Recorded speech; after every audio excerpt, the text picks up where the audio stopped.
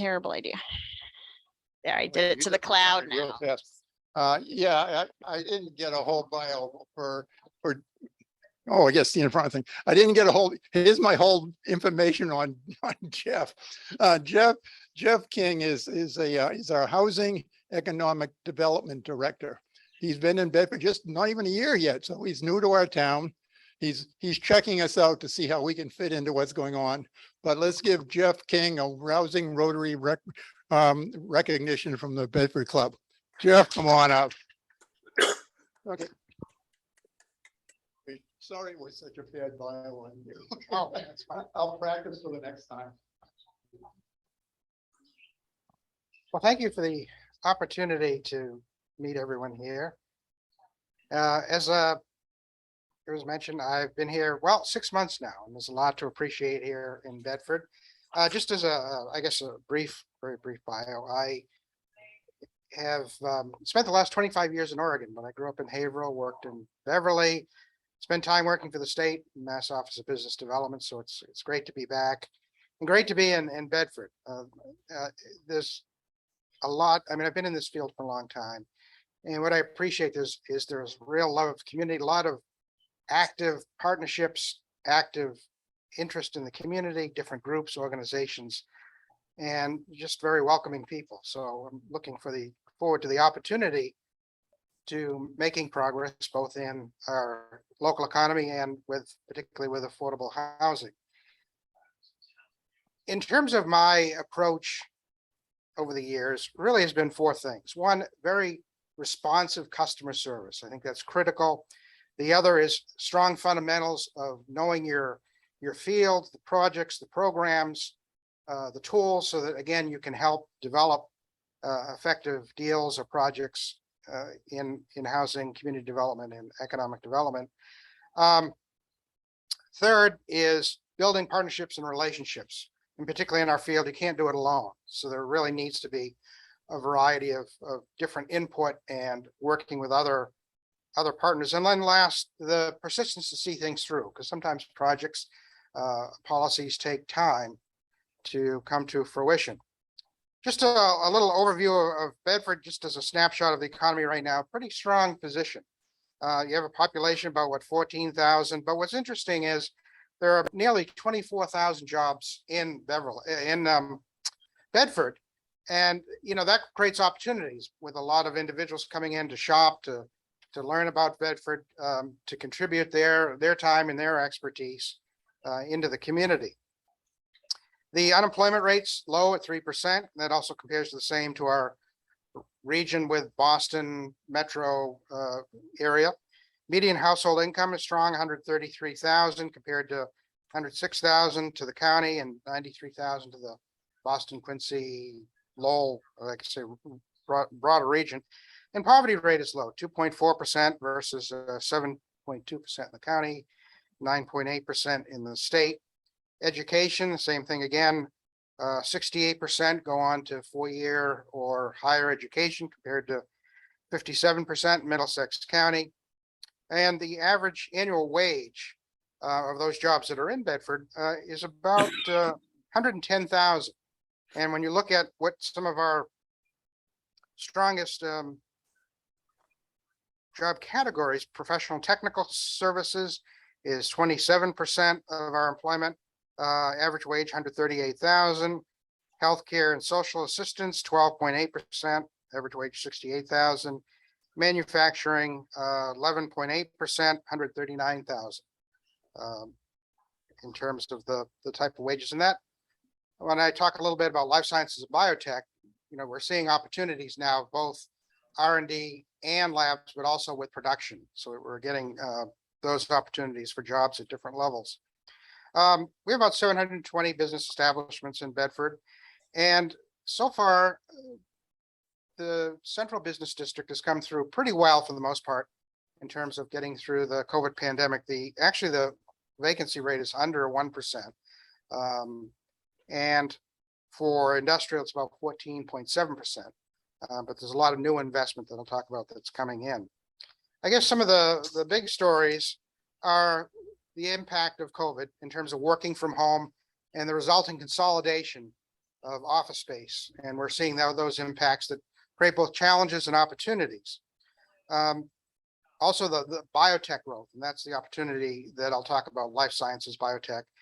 And then third, the fact that we, again, have very low commercial vacancy rates coming out of the pandemic. We lost a few larger stores, but the market fundamentals and talking with the brokers are still really strong. So we're confident that those will be filled, the restaurant, the Brandon Borough, and some in the Stop and Shop Plaza.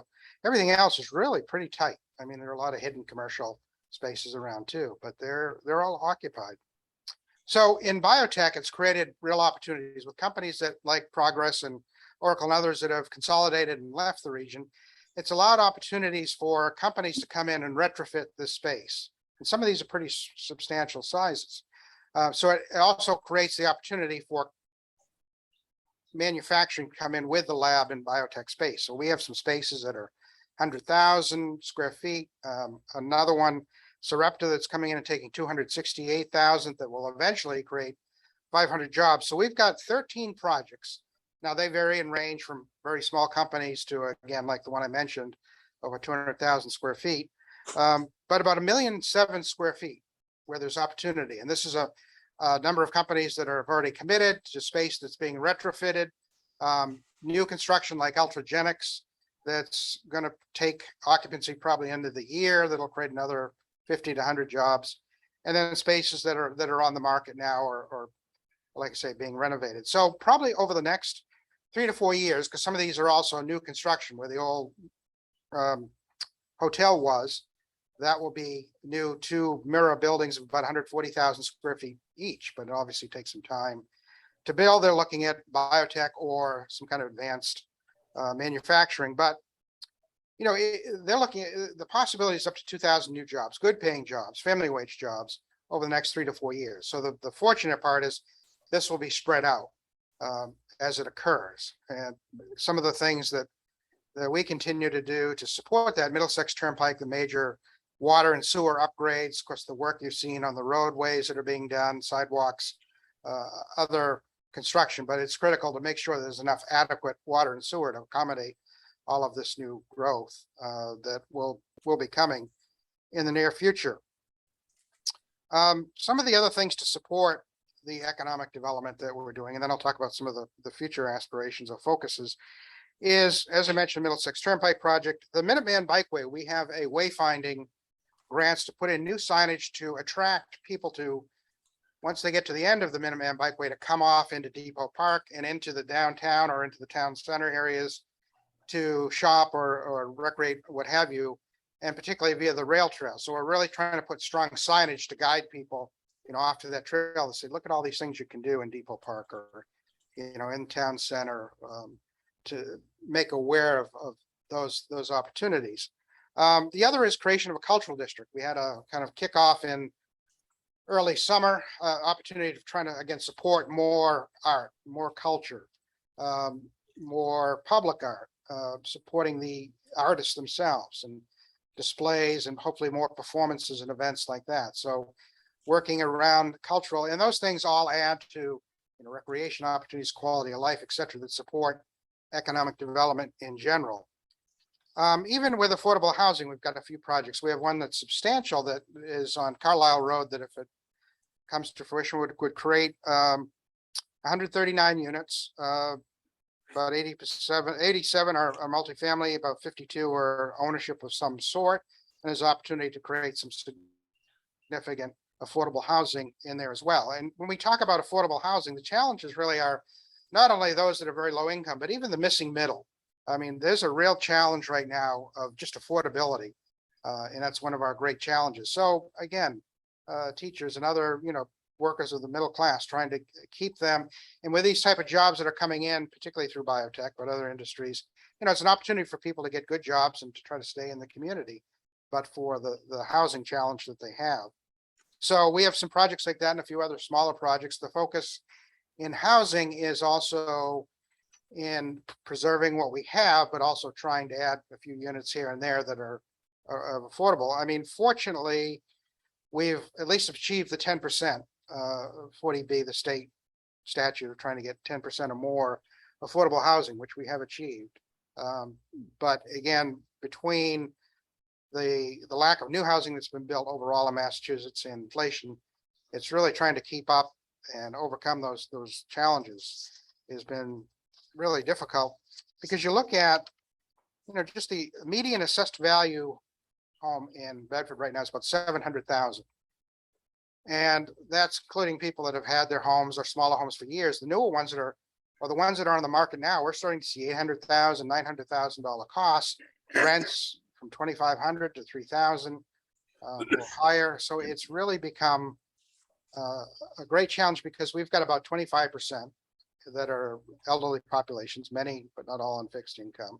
And we have about 1 in 3 that actually pay for more than, that are what called rent burden, pay for more than 30% of their income in rent. So it really is a pretty widespread problem.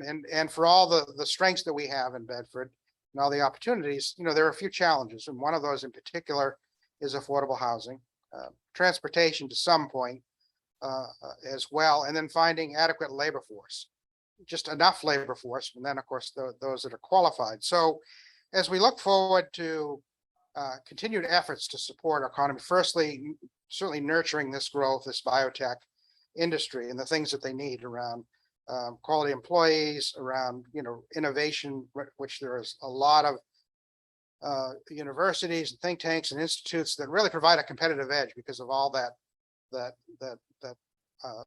innovation and opportunities to grow new products.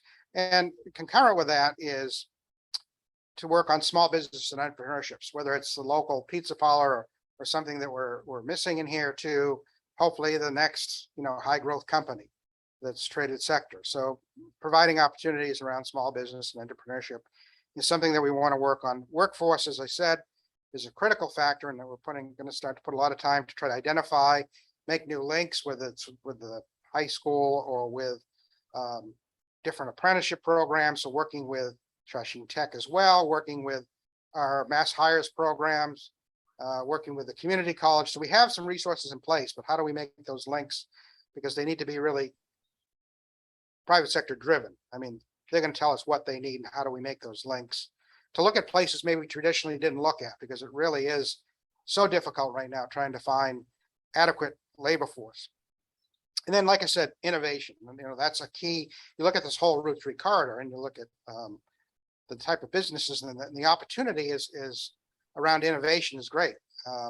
And like I say, in particular, life sciences, obviously Cambridge and Boston have always been the centers, and they still are, but they've gotten so expensive that we're seeing opportunities, particularly to bring the manufacturing component, which is important, both in jobs and to have different types of ability to get jobs, because not all need 4-year degrees, and some need certificates or community college associate's degree. So there's opportunities to get a good paying job without necessarily having to get a 4-year wage or others, but there will be those type of jobs certainly in the industry are some of the key things that we want to focus on. And as I said, the challenges that we have are basically in affordable housing, workforce, transportation, and then there's that broader issue out there that's lurking, inflation, supply chain issues, and potential looming recession that are broadly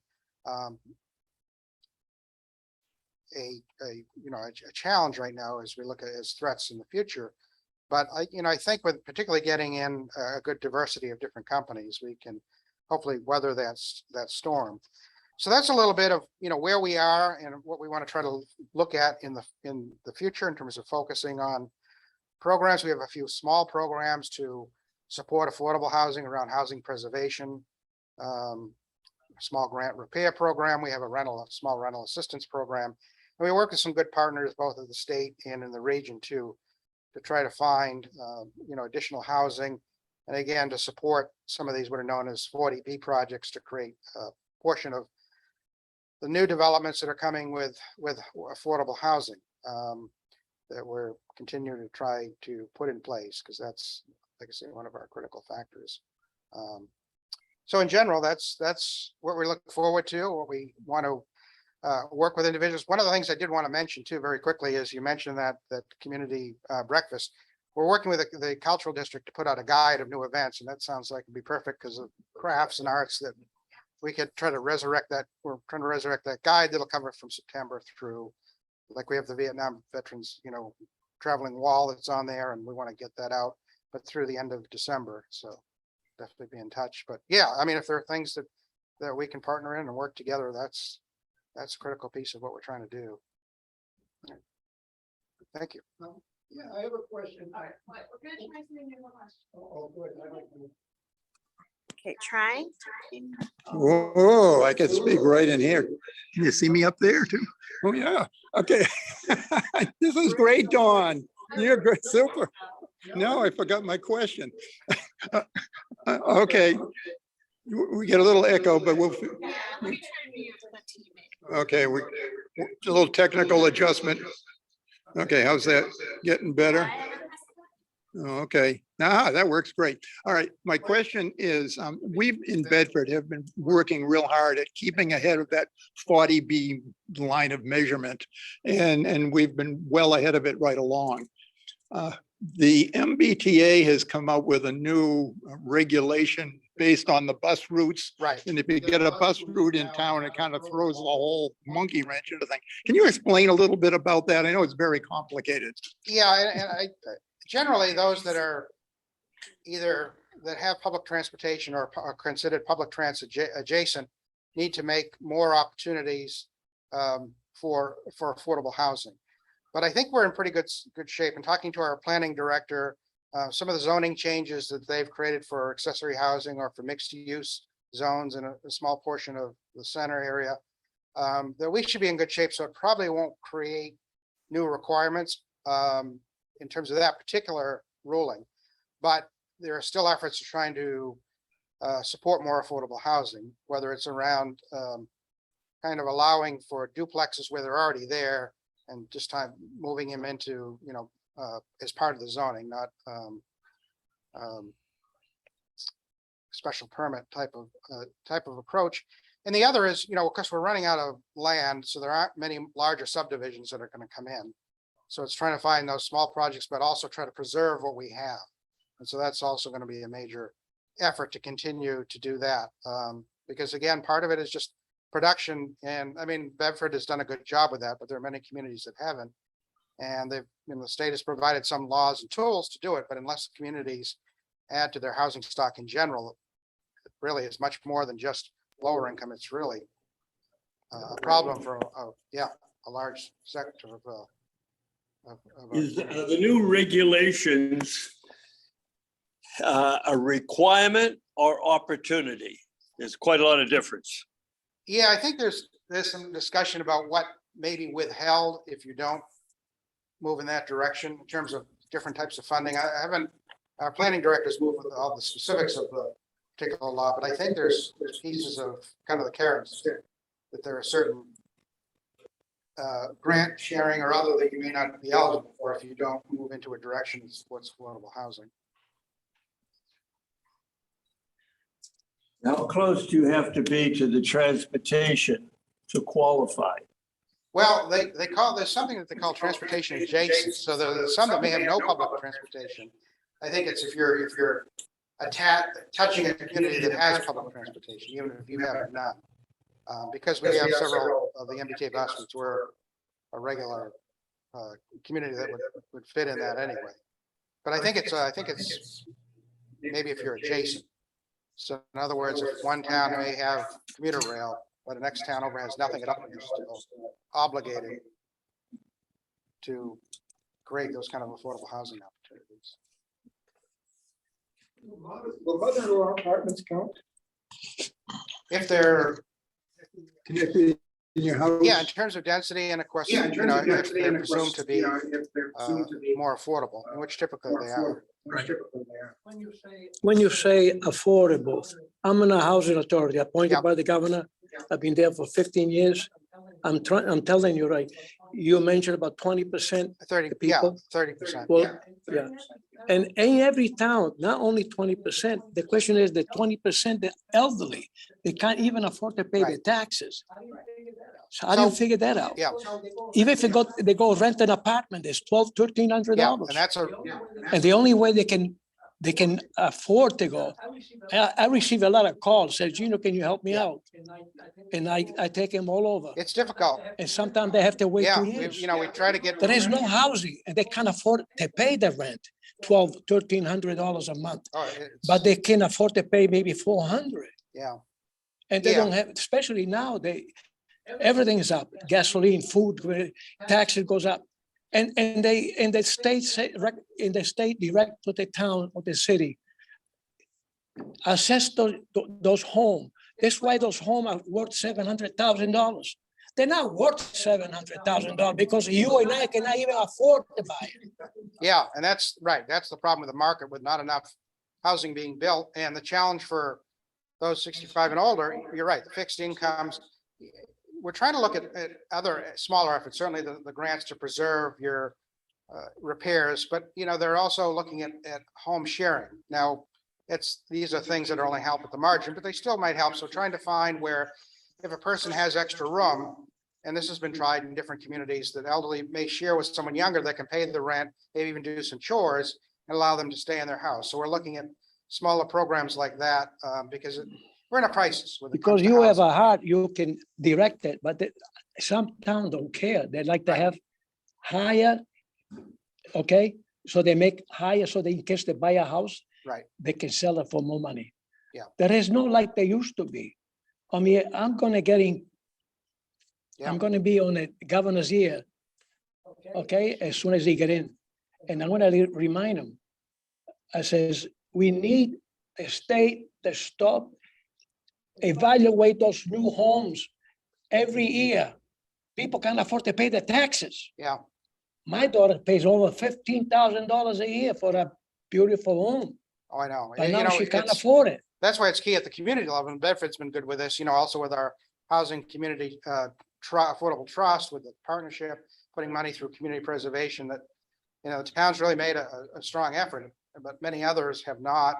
Because in Massachusetts, as you know, it really comes down to the local level zoning Right. and permitting to allow those things to And happen. people don't realize Massachusetts already has $2 billion put aside.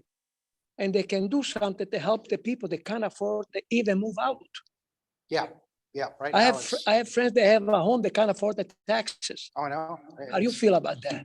Yeah, it's, And they have to leave someplace, so they live in their own home, but they can't afford to pay the taxes. yeah, because something has to give, because the concern among policymakers now at state and local level that if there isn't more of this effort to try to do that, people will lose people. Yeah, to the correct. state. And we don't Sure. want that to happen. Yeah, right. No. But anyway, I'm gonna be a pain in the butt on the political agenda. And if you see me on the paper there, Gino went to jail because he talked too much. I'm gonna confess to the governor to help out the seniors because they're all over the state. Yep. There's about 25%, they're over 60. They Yeah, have it's very growing. little income, very little income. I help 100 people to help out. And I have to go everywhere to make sure they get a place. Yeah, that's getting harder. I get those calls too. And, we found a few, but it's, I the know waiting lists are long and You do the best you can. I understand what you do. Commissioners. We have to make sure that the state understand that. right. Right.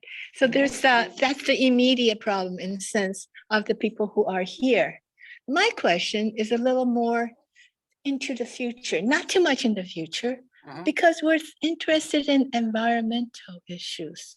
And I know there used to be the solar panels and because we went together with some solar and there was a tier 1, tier 3, we got solar panels.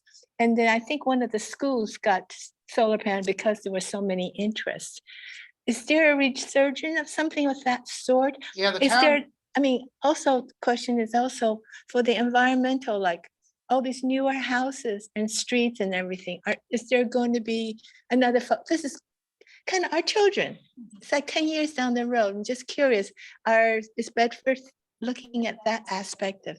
yeah, they did. The town meeting actually passed creating a new sustainability position. So that person will try to, integrate regulations in with development and other aspects. So it is a high value and how do you balance it too? Some of these things are expensive and that's the other balancing act, but Like the new buildings, as you said, new biotech. right. How are they integrating? Yeah.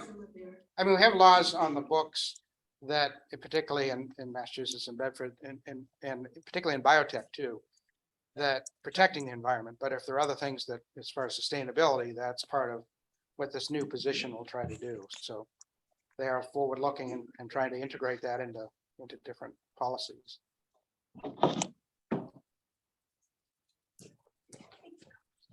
I didn't know you were gonna get a workout, right? Just a question, progress, but a point of information. Be careful of solar panel purchases and leases. The solar leases can be very dangerous. Because of my work, I've just uncovered for a client to not buy something because to discontinue the lease would cost $38,000 penalty, not to mention other incidental penalties on top of that. So it's just a piece of information Yeah, that be careful of leasing solar panels and be careful of buying solar panels unless you really fight with them to get the fine print that is not disclosed. Yeah. Secondly, what's the progress on the DoubleTree Hotel being torn down and being changed to life sciences? Is that? yeah, that's the one that I was talking about. They came before planning board earlier this year, got approval. It'll take some time, but they're, obviously their first piece will be demolition. They're working on putting together their budgets. They're gonna build two mirror buildings of about 140,000 square feet each. So they will do one, and then depending on what the market does. So they're proceeding. They've got plans. They're looking to be aggressive and doing that. So it may not be that far off where they start demolition. Have they started the tear down? I don't think so. It's locked out. Not yet. See, I went back. Thank you. Thank you. Sure. Oh, you have a question, Christine? Yeah, I mean, I'm just being nosy, right? I'm just being a nosy neighbor, right? So the DoubleTree Hotel is where we used to have our meetings for so long. Yeah. I remember way back when they were limited to how tall they could construct the building because they were in the flight path or because it was Bedford or something like that. How tall are they? Are the plans submitted for? What? They is are it right now. gonna look like? And they fall within the guidance. There's a lot of interest in that area, not obviously in other parts of Bedford, about increasing the height to be competitive with other companies. And that's, more highway oriented and industrial oriented in that area. So we are looking into maybe another story, increasing the height, but others, like at least the first building with Canberra that is building the middle, the old hotel, that'll meet the height requirements that are in place right now. Interesting. Yeah, I'm just, we live really close.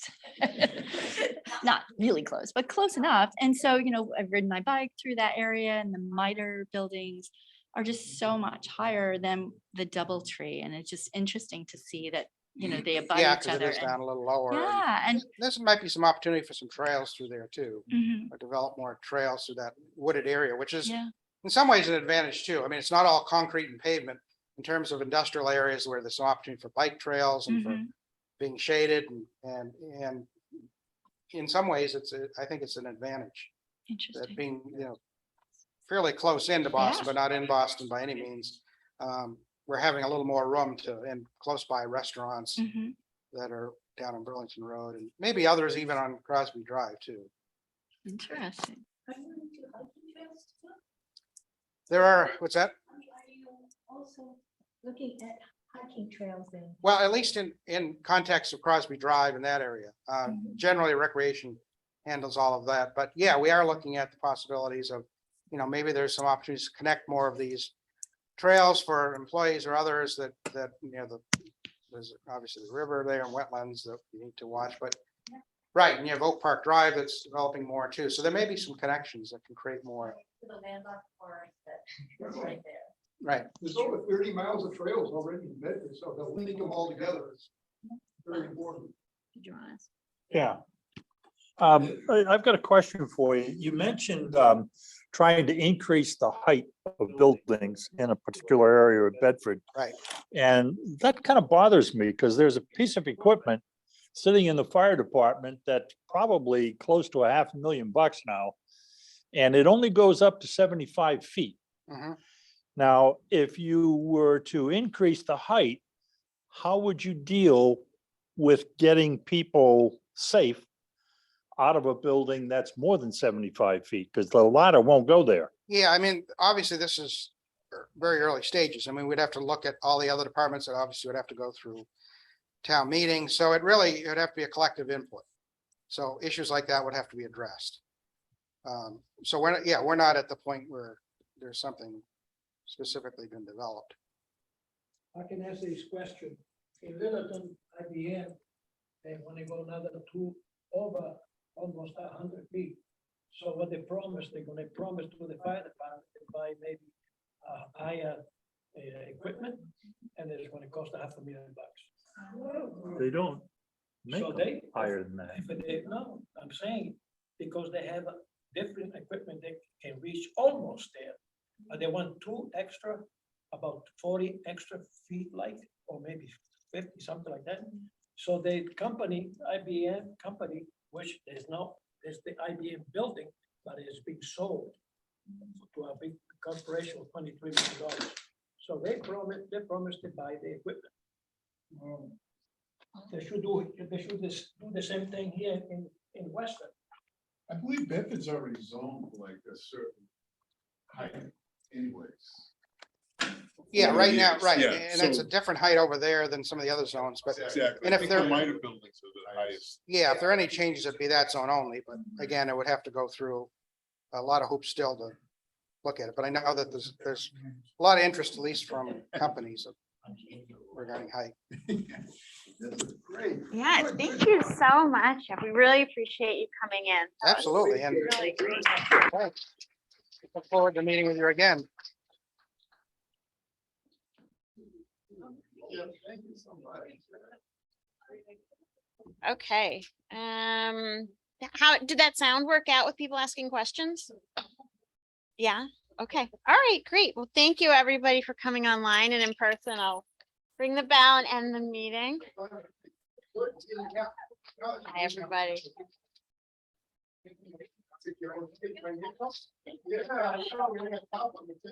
Okay, I'm muted. That's right.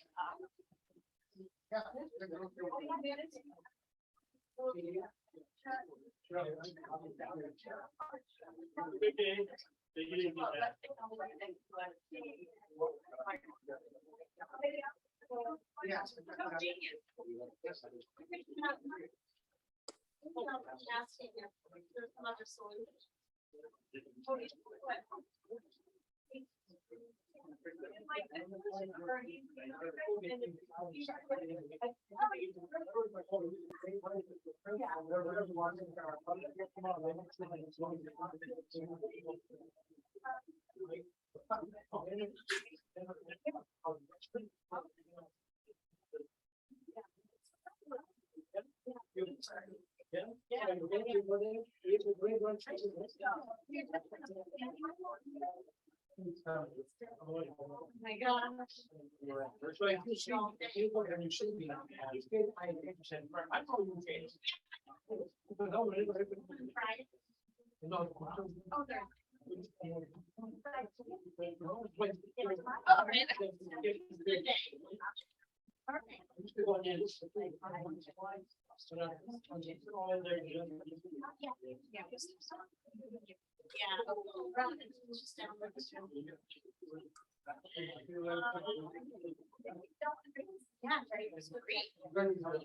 Yeah.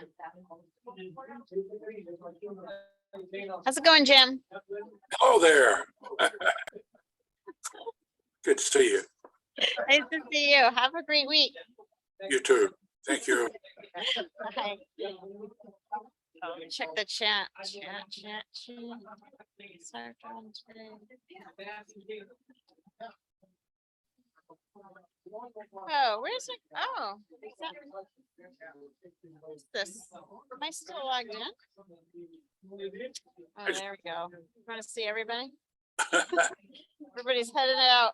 Oh, okay. Now, I was trying to look at Bob's question to see if I could solve it. Do you want to ask someone a question? No. Oh, okay. I Or I just- can put it like that.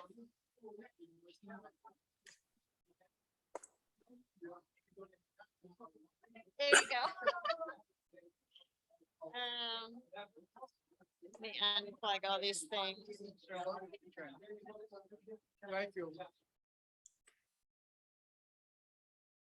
Great.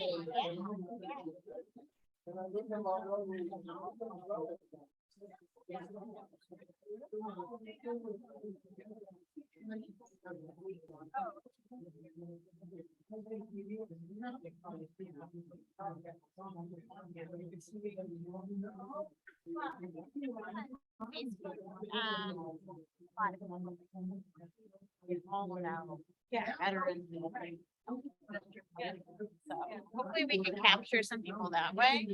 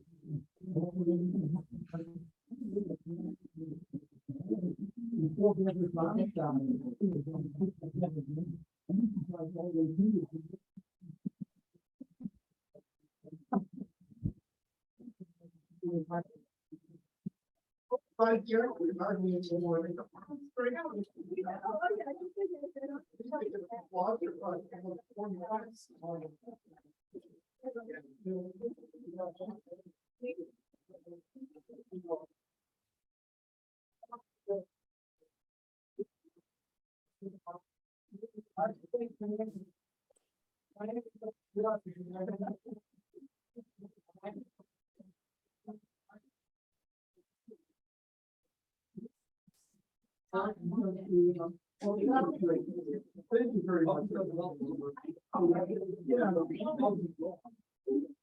My point for you.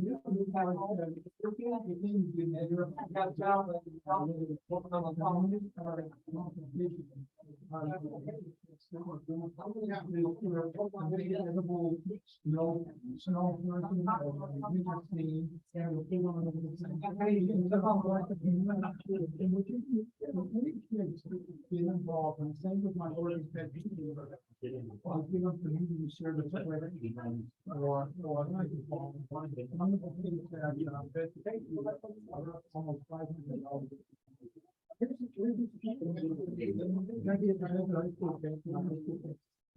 Yeah.